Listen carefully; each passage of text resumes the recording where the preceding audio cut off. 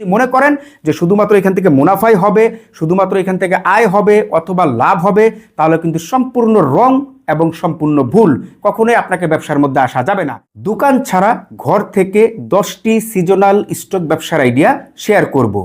আপনাদের মধ্যে অনেকেই মনে মনে ভাবেন যে সুদকে হারাম করেছে এবং ব্যবসাকে হালাল করেছে। সেই ভাবনা থেকে সবসময় একটি চিন্তা করেন যে আমি সিজনাল যদি কিছু পণ্য ক্রয় করে সেটা যদি অল্প কিছুদিন স্টক করে রেখে সেটা আবার বিক্রি করে বাড়তি একটি মুনাফা যদি অর্জন করতে পারতাম তাহলে আমার জন্য একটু ভালো হতো। আমি হালাল পথে থেকে আমার সেই অর্থটা আমি বাড়াতে পারবো, তাই না? তাদেরকে আমি রিকোয়েস্ট করব যে আজকের এই ভিডিওটি আপনি একটু মনোযোগ সহকারে দেখতে পারেন, কেননা আমি আজকের এই ভিডিওতে শুধুমাত্র ঘর থেকে সিজনাল 10টি স্টক ব্যবসার আইডিয়াই শেয়ার করব না, তার পাশাপাশি আমি এই 10টি সিজনাল স্টক ব্যবসার নিয়ম, কারণ, লস, লাভ, ঝুঁকি ইত্যাদি all everything A to Z আপনাদের সাথে শেয়ার করার চেষ্টা করব। প্রথম যে সিজনাল স্টক ব্যবসাটি রয়েছে সেটি হচ্ছে আপনার মশলার সিজনাল স্টক ব্যবসা।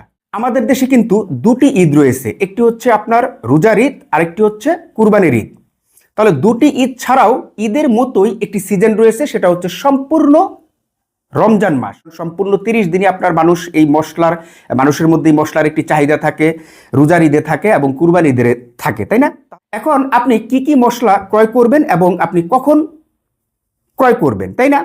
তো দেখুন, সাধারণত মশলার মধ্যে অনেক ধরনের আইটেম রয়েছে। মশলা নিয়ে কিন্তু অলরেডি আমার চ্যানেলে কয়েকটি ভিডিও রয়েছে এবং আমি আগামীতেও দিব, কারণ মশলার ব্যবসার জগৎটা অনেক বড়।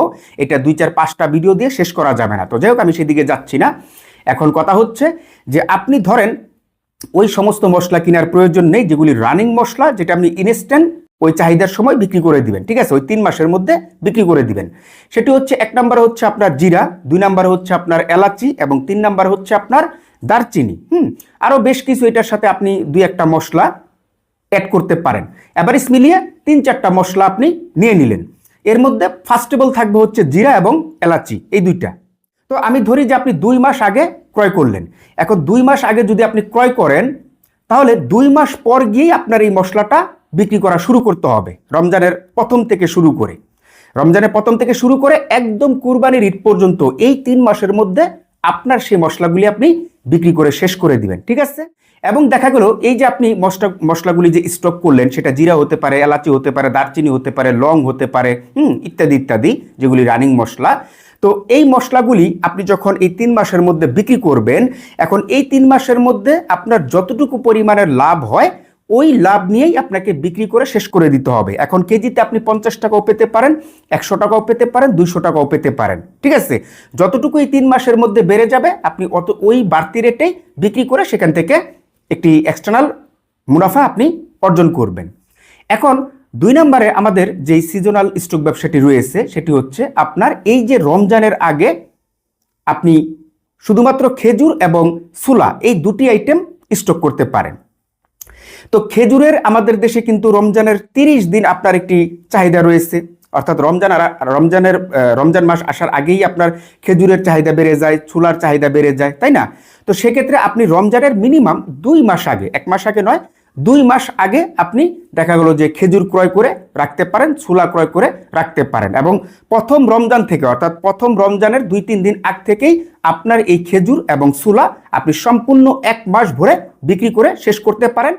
এবং 3 নম্বরে আপনি যেই সিজনাল স্টক ব্যবসাটা করতে পারেন সেটি হচ্ছে আপনার শীত মৌসুম আসার আগে 1-2 মাস আগে আপনি দেখা গেল যে শীতের কাপড়, তার পাশাপাশি আপনি সরিষার তেল স্টক করতে পারেন। দেখুন, শীতের সময় কিন্তু আমাদের দেশে সরিষার তেলের একটু চাহিদা বেড়ে যায়। তো সেক্ষেত্রে দেখা গেল যে আপনি যদি নিজে সরিষা দিয়ে তেল ভাঙিয়ে সেটা যদি আপনি রেখে দিতে পারেন এবং সেই তেলটা যদি আপনি শীত মৌসুমে যদি বিক্রি করেন তাহলে দেখা গেল যে এখান থেকে আপনি একটি বাড়তি মুনাফা অর্জন করতে পারবেন, কারণ শীত মৌসুমে সরিষার তেলের একটু দামও বৃদ্ধি হয়, তার পাশাপাশি চাহিদাও কিন্তু বেড়ে যায়। এবং দেখা গেল যে আপনি এই যে শীতের কাপড়গুলি, তাই না, শীতের কাপড় আপনার গরমের সময় সস্তা থাকে, কারণ গরমের মৌসুমে গরমের যে প্রোডাক্টগুলি সেগুলি কিন্তু আবার আপনার শীত মৌসুমে সস্তা থাকে, তাই না?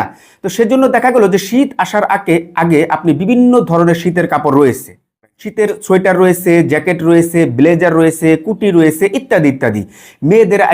মেয়েদের আইটেমের মধ্যে শীতের কাপড় রয়েছে। তার পাশাপাশি আপনার ঘরেরও কিন্তু শীতের বিভিন্ন কিছু রয়েছে, যেমন কম্বল রয়েছে, ইত্যাদি ইত্যাদি অনেক জিনিস, যেগুলি আপনার শীত মৌসুমে এক কথায় মানুষ ব্যবহার করে থাকে বা চাহিদা বেড়ে যায়। ফর এক্সাম্পল দিয়ে আমি একটি বুঝাই, যে ধরেন একটি শীতের সোয়েটার শীতের মৌসুমে বিক্রি হয় 400 থেকে 500 টাকা। এই সোয়েটারটাই আপনার দেখা গেলো যে গরমের সময় আবার আপনার 500 টাকা নয়, 300 টাকা, 250 টাকা, 350 টাকায় বিক্রি হয়, তাই না? তো এই যে 100 টাকা, 150 টাকা বা 200 টাকা বেড়ে যাওয়ার কারণ কি? শীতের সময়, কারণ ওই সময় এই প্রোডাক্টটা মানুষ ব্যবহার করে বা খেয়ে থাকে, আর তার জন্য চাহিদা বেড়ে যায়। আর যখন চাহিদা বেড়ে যায়, তখন দেখা গেল যে আপনার মালের দামটাও বেড়ে যায়। মিনিমাম 4 মাস প্লাস আপনার একটি শীত থাকে। তো সম্পূর্ণ এই শীতের সিজনটা আপনার সেই প্রোডাক্টগুলি আপনি বিক্রি করে শেষ করে সেখান থেকে আপনি কিন্তু একটি মুনাফা অর্জন করতে পারেন। 4 নম্বরে যে সিজনাল স্টক ব্যবসাটি রয়েছে সেটা হচ্ছে নারিকেল। এই নারিকেলের আমাদের দেশে আপনার এই রোজার ঈদ আসলে, কুরবানির ঈদ আসলে, এবং আপনার এই যে অন্যান্য ধর্মাবলম্বীদের যে আপনার এই যে পূজা রয়েছে, তাই না, এই পূজা আসলে, অর্থাৎ এই 3টি সিজনে আপনার ইউজ পরিমাণ এই নারকেলের চাহিদা বেড়ে যায়।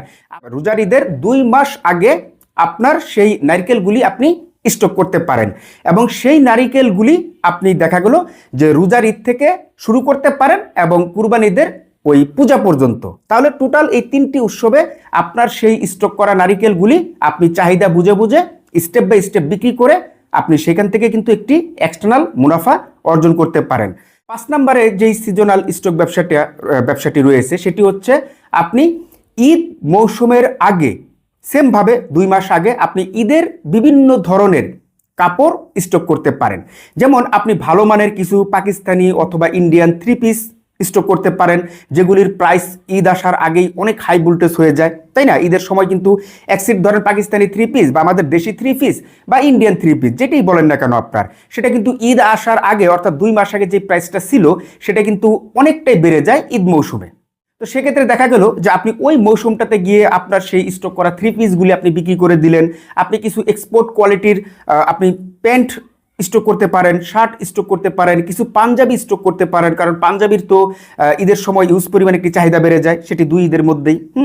তো পাঞ্জাবিটা আপনি স্টক করলেন। তার পাশাপাশি আপনি ভালো মানের বিখ্যাত কিছু আমাদের দেশে কিন্তু কাপড় রয়েছে, যেমন টাঙ্গাইলের কাপড়, কুষ্টিয়ার কাপড়, পাবনার কাপড়, আপনি এই ধরনের কিছু কাপড় স্টক করতে পারেন।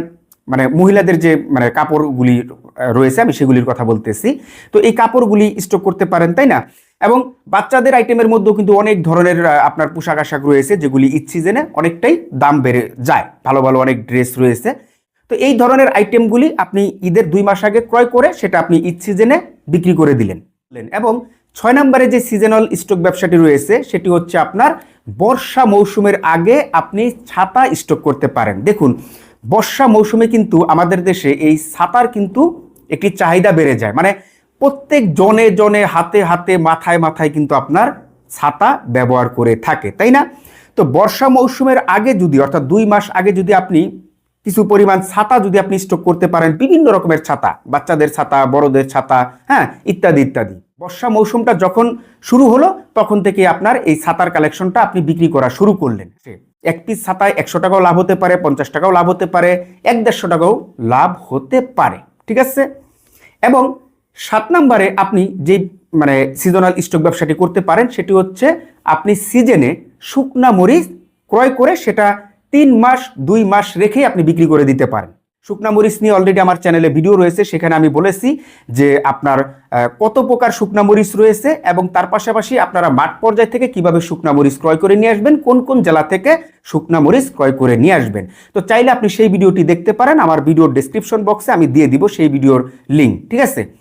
তার পাশাপাশি আপনি হলুদ স্টক করতে পারেন এবং ধনিয়া স্টক করতে পারেন এই মরিচের পাশাপাশি, এবং সেমভাবে আপনি সিজনে হলুদও ক্রয় করলেন, ধনিয়াও ক্রয় করলেন, এই 2টা আইটেমও আপনি মরিচের মতন সিজনটা যাওয়ার পরপরই বিক্রি করে দিলেন। অর্থাৎ আপনার হাতে 3টা অপশনই থাকবে, আপনি চাইলে হলুদ মরিচ ধনিয়াও স্টক করতে পারেন একসাথে, অথবা চাইলে আপনি ভেঙে ভেঙেও স্টক করতে পারেন যদি। এবং 8 নম্বরে আপনি যে সিজনাল স্টক ব্যবসাটি করতে পারেন সেটি হচ্ছে আপনার পেঁয়াজ এবং রসুন। এই 2টি প্রোডাক্ট আপনি সিজনে স্টক করলেন, কারণ সিজনে কিন্তু আমাদের দেশে পেঁয়াজ এবং রসুনের দাম কম যায়। আপনি শুকনা রসুন এবং হালি পেঁয়াজ, ঠিক আছে, মনে রাখবেন হালি পেঁয়াজ, কখনোই মুড়ি কাটা পেঁয়াজ কিন্তু আবার স্টক করতে যাবেন না। হ্যাঁ, যেটা আপনার এই যে এখন উঠতেছে, এই যে চৈত বৈশাখ মাসে যেই পেঁয়াজ রসুনটা উঠবে ওটাই হচ্ছে আপনার হালি পেঁয়াজ, ঠিক আছে।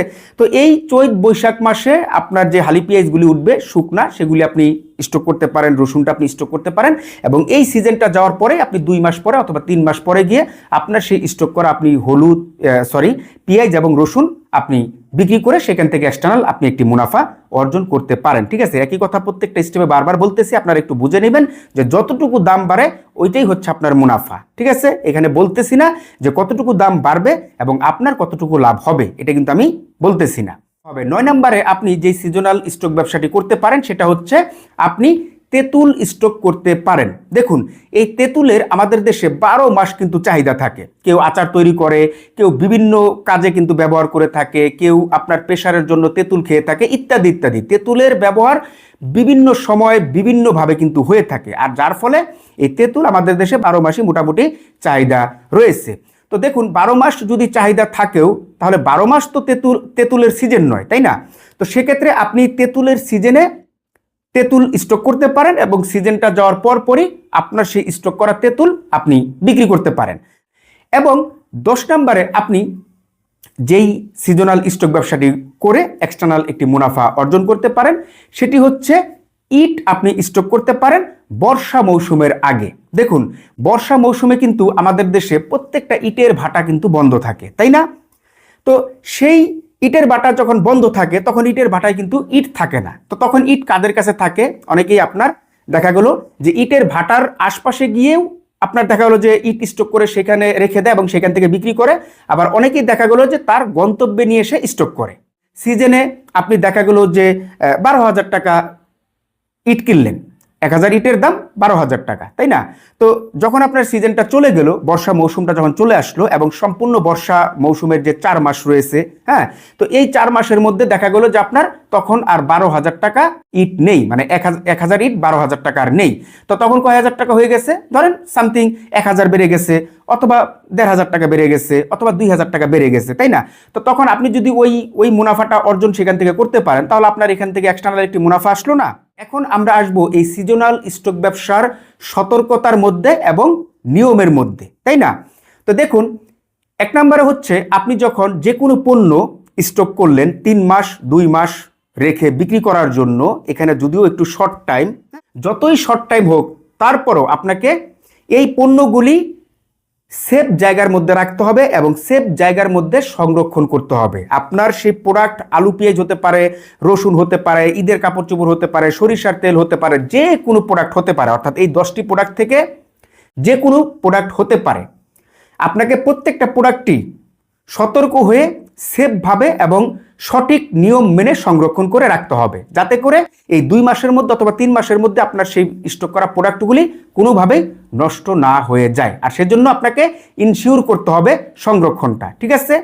এবং 2 নম্বরে হচ্ছে আপনি যে প্রোডাক্টগুলি স্টক করলেন কখনোই অতিরিক্ত লোভ ভিতরে রেখে ওই প্রোডাক্টটা আপনি আটকে রাখবেন না। হ্যাঁ, অনেকেই আপনার এমন করে যে আরে এখন তো 1 কেজি মালে অথবা 1 সেট কাপড়ে অথবা 1 মনের মধ্যে আমি তো 1000 টাকা লাভ পেয়েছি, আমি যদি আর 15 দিন অথবা আমি আর 1 মাস অথবা আমি যদি আর একটু 2 মাস যদি ধরে রাখি তাহলে হয়তো বা আরও 1000 আমি এখান থেকে মুনাফা অর্জন করতে পারবো, তাই না? এরকম একটি লোভ কিন্তু করে ফেলে। তো এই লোভটা করা যাবে না। এই লোভটা যদি আপনি করে থাকেন তাহলে দেখা গেল যে 2 মাস অথবা আরও 1 মাস যে আপনি রেখে দিলেন, 1 মাস পর গিয়ে উল্টারও দাম কমে গেল, তাহলে কিন্তু আপনার ওই লাভের চাইতে কিন্তু আরো লস হয়ে গেল, তাই না? তো আমি মনে করি যে যেহেতু আপনি শর্ট টাইম রাখবেন 2 মাস 3 মাস, এর মধ্যে যতটুকু লাভ হয় ওই মুনাফাতেই আপনাকে বিক্রি করে দিতে হবে, অর্থাৎ দ্রুত বিক্রি করে দিতে হবে, কখনোই আটকে রাখা যাবে না। কারণ আপনি নতুন মানুষ, আপনি কোনো কিছু বুঝেন না, হ্যাঁ, সেজন্য আপনাকে এই কাজটা করা যাবে না। এবং 3 নম্বরে হচ্ছে আপনার কাছে যে পুঁজিটা রয়েছে সেই পুঁজিটা দিয়ে কখনোই একটি আইটেম বা 2টি আইটেম ক্রয় করবেন না, একাধিক আইটেম ক্রয় করার চেষ্টা করুন। ফর এক্সাম্পল, আপনার কাছে ধরেন 50,000 টাকা রয়েছে, তাহলে সেই 50,000 টাকা দিয়ে প্রয়োজন আপনি 5টা প্রোডাক্ট ক্রয় করার চেষ্টা করুন। এই 10টি থেকে 5টা প্রোডাক্ট ক্রয় করার চেষ্টা করুন, ঠিক আছে?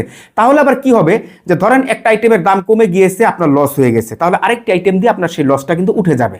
বা 5টা না ক্রয় করলেন না, আপনি ধরেন 3টা ক্রয় করলেন, তো 3টা থেকে একটা দাম কমে গেছে, লস হয়ে গেছে, ওই 2টা দিয়ে উঠে গেছে। বা 2টার দাম কমে গেছে, লস হয়ে গেছে, একটা দিয়ে উঠে গেছে। মানে এরকম একটি পার্থক্য কিন্তু তৈরি হবে। তো যার ফলে দেখা গেল যে সব টাকা একটি প্রোডাক্টের মধ্যে ইনভেস্ট করবেন না, একাধিক প্রোডাক্টের মধ্যে ইনভেস্ট করুন। এবং দেখা গেল যে আপনাকে সবসময় আপনি যে প্রোডাক্টগুলি ক্রয় করতে চাচ্ছেন, আপনাকে সবসময় সেই প্রোডাক্টের হোলসেল মার্কেটে খোঁজ খবর রাখতে হবে, যাতায়াত করতে হবে, কোন প্রোডাক্টের চাহিদা কখন বেড়ে যাচ্ছে, কোন প্রোডাক্টের চাহিদা কখন কমে যাচ্ছে, হ্যাঁ, এবং কখন দাম বাড়ার আশঙ্কা রয়েছে, কখন কমে যাওয়ার আশঙ্কা রয়েছে, ইত্যাদি সমস্ত বিষয় আপনাকে অ্যানালাইজ করতে হবে, পর্যবেক্ষণ করতে হবে, বাজারের খোঁজ খবর নিতে হবে। শুধুমাত্র প্রোডাক্ট কিনলেন আর রেখে দিলেন, এভাবে কিন্তু আপনি মুনাফা আবার অর্জন করতে পারবেন না। কথায় রয়েছে, আপনি যদি পরিশ্রমই না করেন তাহলে আপনি কিসের মুনাফা করবেন, তাই না? কারণ পরিশ্রম করতে হবে, কিছু পেতে হলে কিছু দিতে হবে। 4 নম্বরে হচ্ছে আপনার এই স্টক করা পণ্যগুলি আপনি কোথায় কিভাবে বিক্রি করবেন, এই প্রশ্নটা কিন্তু আপনাদের মধ্যে রয়েছে, তাই না?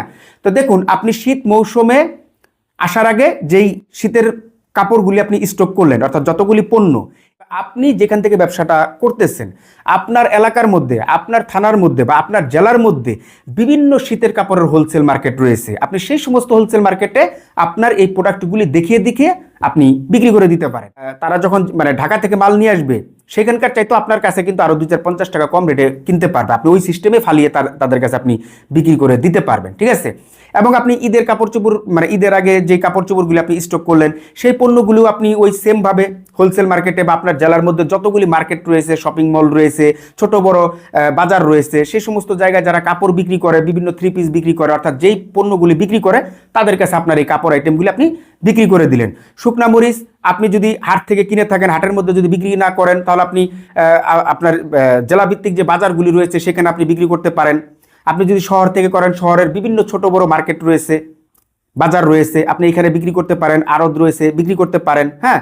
এবং দেখা গেল যে এই যে আপনার ইট রয়েছে, ইট তো আপনি এলাকার মানুষের কাছে বিক্রি করবেন। অর্থাৎ আজকের যে 10টি প্রোডাক্ট রয়েছে সিজনাল স্টক ব্যবসা, এর প্রত্যেকটা প্রোডাক্ট আমি যেভাবে কয়েকটি প্রোডাক্টের যে উদাহরণ দিলাম যে আপনি কোথায় কিভাবে বিক্রি করবেন, সেমভাবে আপনার প্রত্যেকটা প্রোডাক্ট আপনি বিক্রি করে দিবেন।